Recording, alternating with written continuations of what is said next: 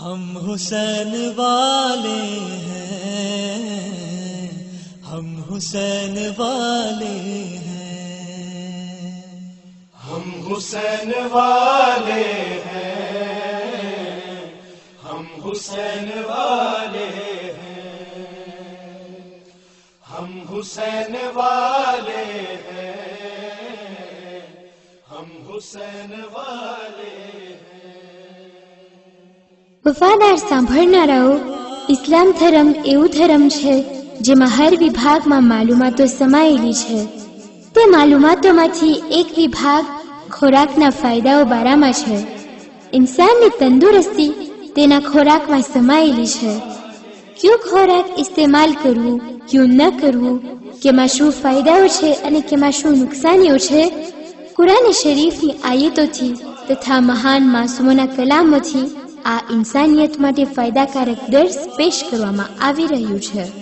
તેનું સમજણ અલ્હાજ મૌલાના શેખ મુસ્તફા મોલેદીના સાહેબ પેશ કરી રહ્યા છે.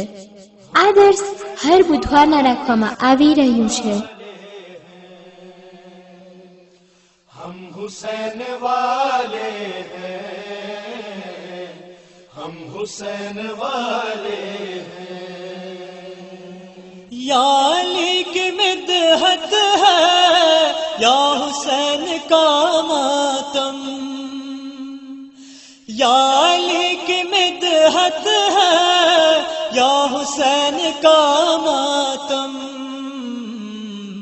ہر نفس عبادت ہے. ہم حسین والے ہیں، ہم حسین والے ہیں، ہم حسین والے ہیں. ہم بتاتے دنیا کو، ہم سے پوچھتی دنیا، ہم بتاتے دنیا کو، ہم سے پوچھتی دنیا، غم میں کتنی لذت ہے. ہم حسین والے ہیں، ہم حسین والے ہیں،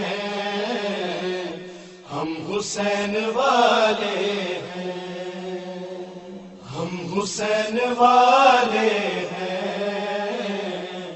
ہم حسین والے ہیں، ہم حسین والے ہیں، ہم حسین والے ہیں. اعوذ باللہ من الشیطان اللعین الرجیم. بسم اللہ الرحمن الرحیم. یا من ذکرہ شرف للذاکرین، اے تے ذات جنو ذکر کروں ذکر کروا وارانی عزت نو کارن چھے. یا من شکرہ فوز للشاکرین، اے تے ذات جنو شکر ادا کروں شکر ادا کروا وارانی کامیابی نو کارن چھے. یا من طاعتہ نجات للمطیعین، اے تے ذات جنی اطاعت کروی اطاعت کروا وارانی نجات نو کارن چھے. صلی علی محمد و آلہ الطیبین الطاہرین. اما بعد، برادران عزیز، سلام علیکم ورحمۃ اللہ وبرکاتہ. برادران عزیز، اللہ تعالیٰ نے ایک બહુ જ મહાન નેમતનો ઝિક્ર કરવાનો શરફ હાસિલ કરી રહ્યો છું.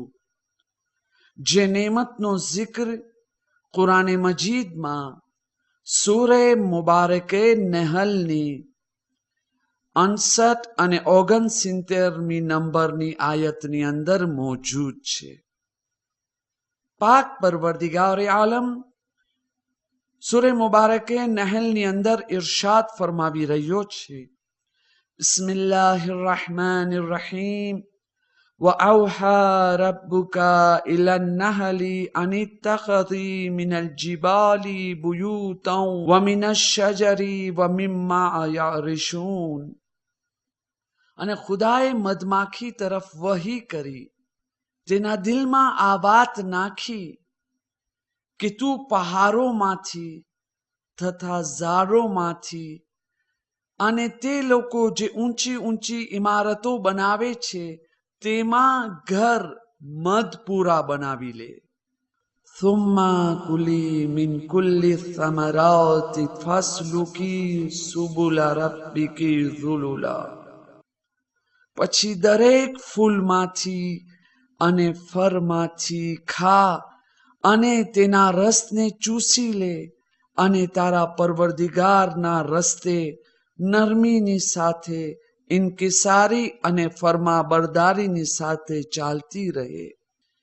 યખરુજુ મિન બુતુનિહા શરાબુમ મુખ્તલિફુન અલવાનુહુ ફીહી શિફાઉન લિન્નાસ.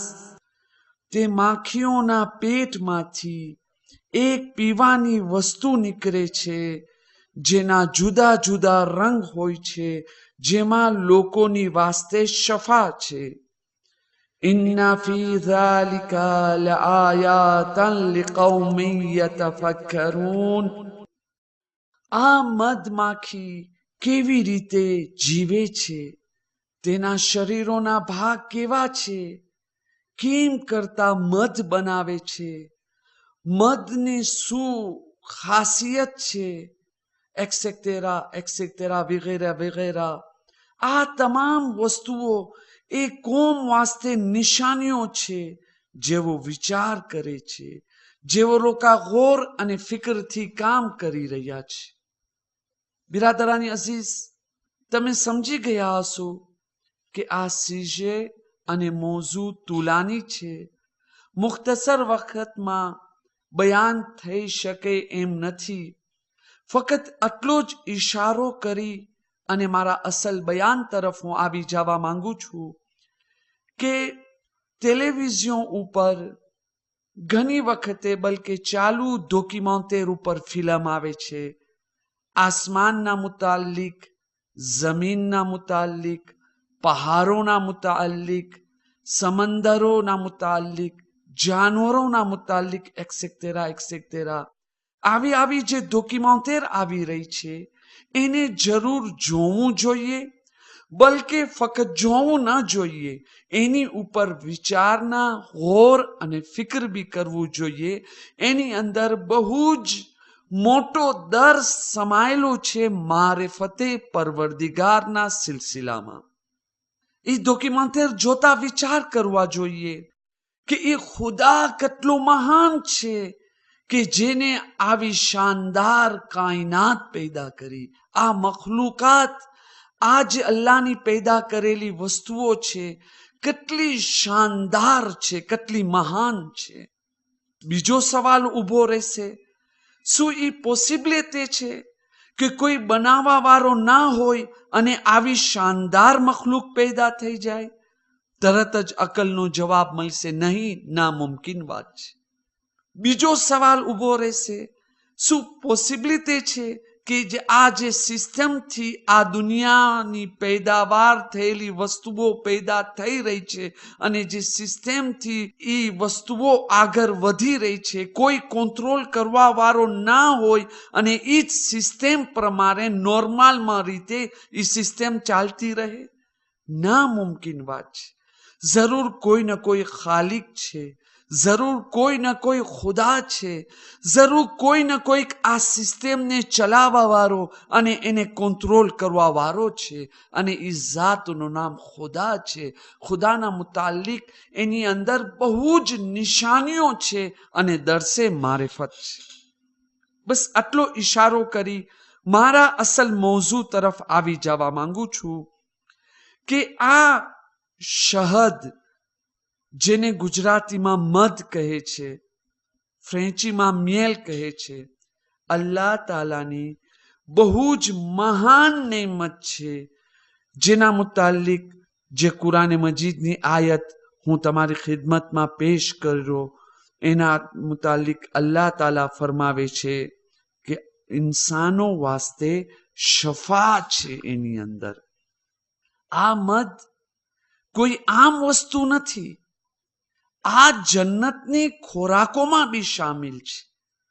જો તમે કુરાને મજીદમાં સૂરે મુહમ્મદ સલ્લલ્લાહુ અલૈહિ વસલ્લમની તિલાવત ફરમાવશો, જે 26મા પારાની અંદર મૌજૂદ છે, તો એની 15મી નંબરની આયતમાં અલ્લાહ તાલા જન્નતની સિફાતોનો જિક્ર કરતા, જન્નતની ખૂબીઓને બયાન કરતા, અલ્લાહ તાલા જે પોતાના મોમિન પરેઝગાર બંદાઓને વાયદો કર્યો છે જન્નતની, એ જન્નતોની સિફાતો બયાન કરતા ઇરશાદ ફરમાવે છે, બિસ્મિલ્લાહિર રહમાનિર રહીમ, વ અનહારુમ મિન અસલિમ મુસફ્ફા, અને કેટલીક નદીઓ ચોખ્ખા મધની હશે, સાફ મધની હશે. તેમાં મધ જેના મુતાલિક અલ્લાહના નબી ઇરશાદ ફરમાવી રહ્યા છે કે મધમાં ખુદાએ એક ખાસ બરકત અતા કરી છે. તેમાં બીમારીઓ માટે શફા છે. 70 નબીએ મધની બરકત માટે દુઆ કરી છે. આ મધની અંદર શરીરનો બી ફાયદો છે, ઇન્સાનની રૂહાનિયત રૂહનો બી ફાયદો છે. એના વાસ્તે તો બીજી એક હદીસની અંદર અલ્લાહના નબી ઇરશાદ ફરમાવી રહ્યા છે કે તમે લોકો તમારા ઘરની અંદર મધનો વપરાશ લાઝિમ કરાર દો. હું એ જાતની કસમ ખાઈ રહ્યો છું જેના કબજામાં મારી જાન છે, એટલે હું અલ્લાહના કસમ ખાઈને કહી રહ્યો છું, જે ઘરમાં મધ હશે, મલાઈકા એ ઘરવાલાઓ માટે ખુદા પાસે બક્ષિશની દુઆ માંગે છે કે એ અલ્લાહ, આ ઘરવાલાઓને તું બક્ષી આપ. તઅજ્જુબ નહીં કરતા કે મધ રાખવાથી શા માટે આ મલાઈકા આપણી વાસ્તે બક્ષિશની દુઆ કરે છે. ઉલમા એનું કારણ બયાન કરે છે કે કારણ કે એ એક પાક ખોરાક છે. એમાં ઇન્સાનના શરીર અને રૂહાનિયત બંનેને ફાયદો મળે છે. જન્નતી ખોરાક છે અને એક અહેમિયતને જાહેર કરવું છે કે મોમિનીને કરામ એની અહેમિયતને સમજે અને એને જરૂર વાપરી અને એની અંદર જે અલ્લાહ તાલા ફાયદો રાખ્યો છે એને હાસિલ કરે. એની વાસ્તે અલ્લાહ તાલાએ આ બરકત અતા કરી છે. વાકઈ મધની સુરતમાં અલ્લાહ તાલાએ બહુ જ મોટી નેમત આપણને અતા કરી છે, જેની અંદર શરીરને ફાયદો બી છે, દવા બી છે, ઉમદા લઝીઝ પીવાની ચીજ બી છે, અને એવી લઝીઝ ખોરાક છે કે જેને હર મુલકમાં, હર શહેરમાં, હર જાતના લોકો ફાયદો ઉઠાવી રહ્યા છે. મધની અંદર બહુ જ ફાયદાકાર વિટામિન મોજૂદ છે. તબીબ લોકોનો, ડોક્ટર લોકોનો કહેવું છે જે કુદરતી વિટામિન અલ્લાહ તાલાએ આ મધની અંદર રાખ્યો છે, એના મુકાબિલામાં બીજી કોઈ બી વિટામિનની અંદર આટલો ફાયદો નથી. હવે ઘણી ખરી અહાદીસોનો ખુલાસો હું તમારી સામે રાખું છું કે જે અઈમે માસુમીન અલૈહિસ્સલામથી બી મરવી છે અને હકીમ લોકા, ડોક્ટરો લોકાનો બી આ કહેવું છે. મધ હરેક જાતના દુખાવો માટે શફા છે. અલ્લાહના નબી ફરમાવે છે મધ ખાવાથી દિલ સાફ થાય છે. અલ્લાહના નબી કહે છે તમે મધ ખાવો કારણ કે એ દિલને સાફ કરે છે અને બલગમ એટલે બ્રોન્શિતને દૂર કરે છે. ઠંડીના મોસમમાં ઠંડી લાગી જવાના કારણે ઘણી વખતે બ્રોન્શિત થઈ આવે છે, ઉધરસ થઈ આવે છે, તો મોટા માણસો માટે એક મોટા ચમચા મધ પીવાથી અને નાના બચ્ચાઓને અડધા ચમચી મધ દેવાથી તરત જ ફાયદો પહોંચે છે. એ તકલીફો દૂર થાય છે. મોટા માણસ મોટો ચમચો, બચ્ચાઓ અડધો ચમચો મધ પીવાથી. મધના ફાયદાઓમાં લખેલો છે કે તે કોલેસ્ટ્રોલના અસરને ઓછો કરી નાખે છે, લોહીને પાતળો અને ઝીણો કરે છે, ચરબીને વધારે પેદા થવા નથી દેતો આપણા શરીરની અંદર. અલ્લાહના નબી ફરમાવે છે હર મહિનામાં 3 વખત સવારના જે બી માણસ મધને ચાટે તો એને કોઈ બી મોટી તકલીફ નથી પહોંચવાની.